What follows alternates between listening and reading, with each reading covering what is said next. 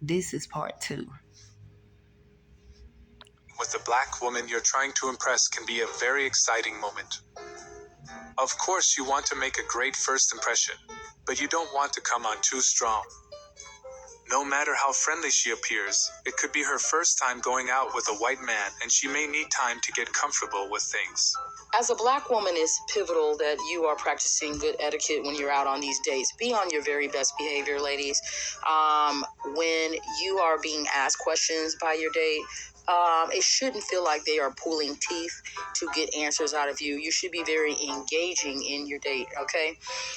When you're showing that you have proper etiquette, you're showing that not only that you have respect for yourself, but you have respect for your date and you have respect for others. And these are the qualities that men want in girlfriends and wives.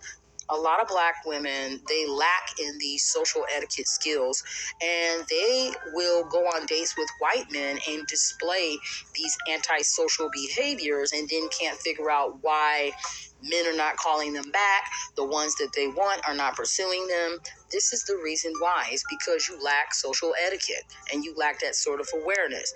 But if you are now aware of this, it is paramount that you make the necessary changes so that you're not running away good men out of your life. If it's your first interracial date, try not to let it show. If you look uncomfortable, she will pick up on it, and she will begin to feel uncomfortable. I agree with him 100% on this one. When you're on a date with a white man who has never been with a black woman before, normally he will show that some way or another. I went on a date with a white guy, and he would barely even say two words to me, to the point where I was annoyed. I'm like, why did you even ask me out on a date if you're going to sit here and not even speak to me? Now, I didn't say this out loud to him, but in the back of my head, this is what I was thinking. And I never spoke to him again, even though he tried to message me and say, would you like to go on another date? By that time, I had already moved on. Be calm and relax. Like any first date, the more natural you are, the better the date will go. It will help her begin to relax and enjoy herself. It's a first date, so avoid serious subject in conversations. This conversation desperately needs to be had. Ladies, under no circumstances is it okay to bring up race on the first date if you're a black woman, in my opinion. Now, with white men, they may ask you if this is your first time dating a white guy. I think that's a harmless question. But if you're a black woman and you're on a first date with a white man, when you sit up here and you're bringing up race and bringing up police brutality and Black Lives Matter and stuff, to me, that is a clear signal that you hate white people, that you don't need to be on a date with a white person. Like, you need to just stay in Blackistan and stay over there and have Tyrone knocking you upside your head, impregnating and dumping you. That is what you need, okay? Don't come over here in the interracial corners and ruin things for all of us, okay? So if you're a black woman and you're divested and you're on a online dating app, you need to put your political affiliation on your dating app so that white men know how to identify you. Because these mammies are out here on these internet streets making everyone look stupid as fuck. We were just talking about this, black women going on dates with white men and making complete fools of themselves. You look like a fucking colorist weirdo if you're sitting on a date obsessing over him being white and obsessing about talking about race. Okay, to the point where you can't even do basic normal stuff like watch TV, and he got to walk on eggshells, scared to offend you. Okay, no, you need to keep your ass over in Blackistan and go deal with Tyrone. All right, and leave the Brads alone, because that's just fucking ridiculous. You hate white men that much, you shouldn't even be going on dates with them. That's how I feel. Why are you dating a white man if you hate him that much?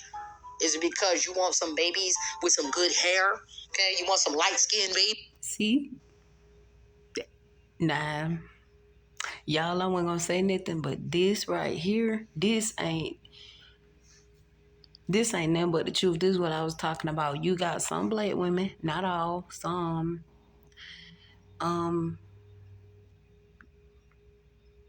They only talk to non-black men because a lot of them just be want the kids. They be want those biracial babies.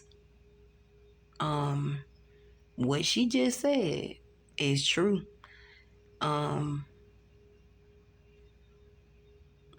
And as a black woman, you're gonna get questions like this because it's gonna always be some black women out here that do have an obsession with fetishizing stuff like that. And you can't hide when you fetishizing something. Nobody can hide that. The signs be like right there, like right in front of your face. Some of them fetishize just want to talk to them because they just want to have kids with them, want to, just have kids with them.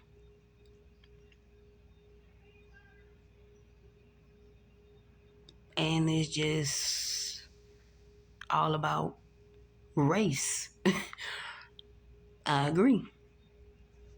Okay, that is what it's giving. I don't know why y'all sit up here and try to copy and emulate divestors. The moment you open your mouth, the mammy just comes right out. Okay? If you're on a first date and you're sitting here obsessing over him being white, you look like a fucking colorist weirdo. Okay? Colorist mammy weirdo. Fuck out of here, you know? These women, they literally wake up every morning and they repeat the mantra in their head. I'm a victim, I'm a slave, I'm black, I'm a victim, I'm a slave, and then got the nerve to be sitting here calling themselves queens and goddesses. No, you're not a queen. You're not a goddess. You a victim and a slave, just like you profess every day in your head, okay? If you're walking through life talking about, I'm a victim, I'm a slave, I'm a victim, I'm a slave, the white man's out to get me, I'm a victim, I'm a slave, then you are not no queen or no goddess. Stop fooling yourself, okay? That is like water and oil. Those two things do not mix. Us divestors, our mantra is, I'm a goddess, I'm a queen, I'm a goddess, I'm a queen, okay? We're not operating out of no conquered, defeated, slave-like mentality. That is why we have more success in interracial dating than you do. That is why. Don't be mad at us because we refuse to subscribe to the black victim mentality. No, I don't subscribe to that. I know I went on a bit of a tangent, but I just had to get that off my chest. But anyway, back to the sisterhood. If this is your first date with a Brad, congratulations. I am so proud of you for stepping out of your box.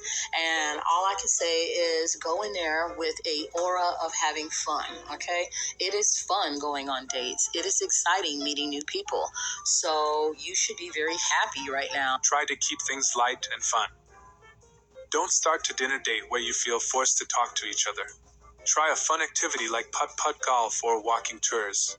You can both be more laid back and free to roam, not stuck in a tight sitting where you're sitting across from one another the entire date.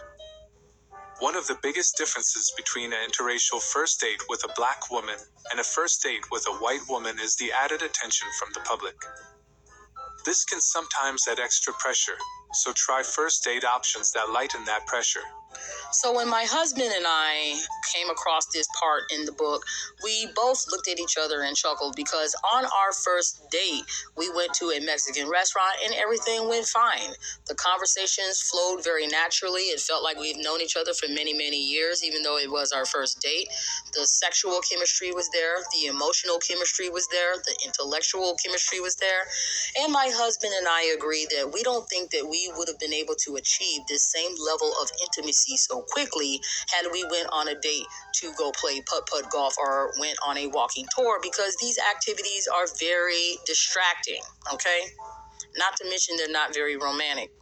So we don't agree with this advice that he's giving. We think that the best dates are the ones where you are face to face talking to each other. And if that makes you feel full of anxiety and fear, then you sound like you might have some anxiety issues, okay, that you need to work through before you even consider dating. All right? Because when you go on a date, your main focus should be on that date, not whether or not people are looking at you.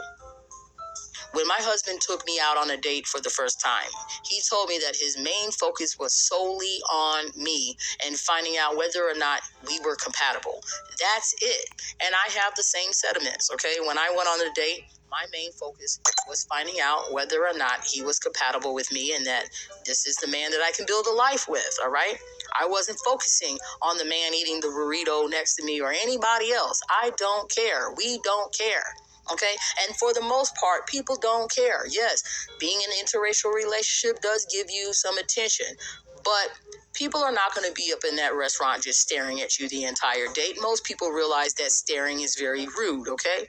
They'll briefly glance over at you, but then they're going to turn around and focus back in on their food and their own date and the company that they came into that restaurant and bar with. Not sitting up in here staring at you, all right? We're living in the future. We don't live in the past, all right?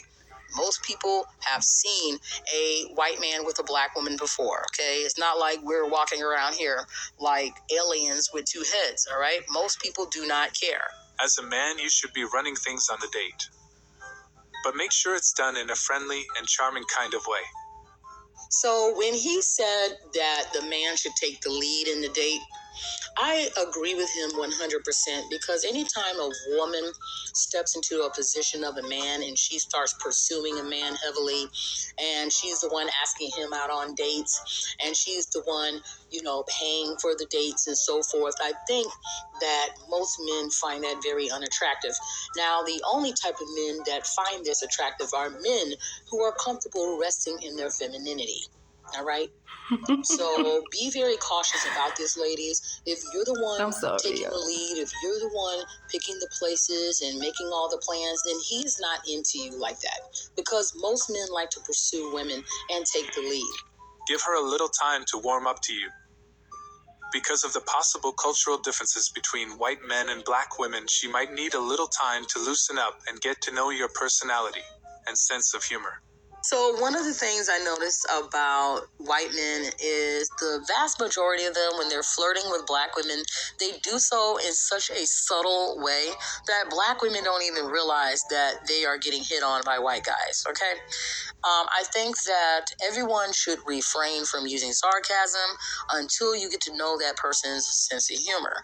Case in point, that white passing biracial who took the black girl out on a date and she kept saying over and over again, well, I don't really date white guys. Well, to the most of us, that sounds like sarcasm. And I'm pretty sure to him that sounds like sarcasm too. And he said, well, I don't really date black girls. And it's quite obvious to us that he's being sarcastic. But to her, she took it as an insult and decided to storm out and make a scene. And she's got to hold that L because to me, if you can't take it, then you shouldn't even be dishing it. And a lot of black women, y'all are some edgelords and don't even realize it. And I'm not talking about no edge control. I'm talking about y'all be saying edgy stuff and then you got the nerve to get offended when your date is being edgy right back to you. So refrain from using sarcasm until you get to know who your date is and what their sense of humor is. Don't make any strong romantic moves too soon unless you get a signal from her to approach. Again, if this is her first interracial date with a white man, she might need time to get comfortable. Let me add this as well. Any white man who has any respect or class is not going to sit up here and make you feel uncomfortable on the first date by aggressively pursuing you and making all these sexual comments and innuendos and so forth, okay? I've been on dates with these type of men, and I can tell you that, to me, all I see is a walking red flag. Because if you're behaving like this towards me and you just met me, then that means that you're behaving like this towards every woman that you find sexually attractive. And I don't have time for that. So be aware of that, ladies. If he is not trying to make any efforts to make you feel comfortable on that first date, then that is a red flag that he is definitely not the one. Are you feeling stuck with $10,000 or more in debt and all the interest that comes with it?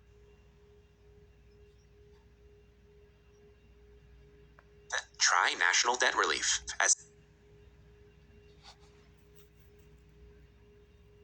And ladies, this can go both ways. If you're out on a date with a man, make sure that you're not overly sharing and that you're not overly being flirtatious, okay? When my husband and I went out to a concert last year, we seen a interracial couple at the Vineyard, okay? And they were eating. And the black girl, she kept trying to sit on his lap. She kept trying to stroke his hair, just touching all over him, all in his face. It was so cringe. It was just awful, okay? Because it's quite clear that he wasn't that into her like she was into him. All right. So don't be that girl. Don't be that girl sitting up in here throwing yourself at men. That is highly unattractive, okay? Men who are in their masculine do not want to be pursued by women. They want to be the ones doing the pursuing. All right. You cannot force attraction. You cannot force a man to make you a girlfriend or a wife.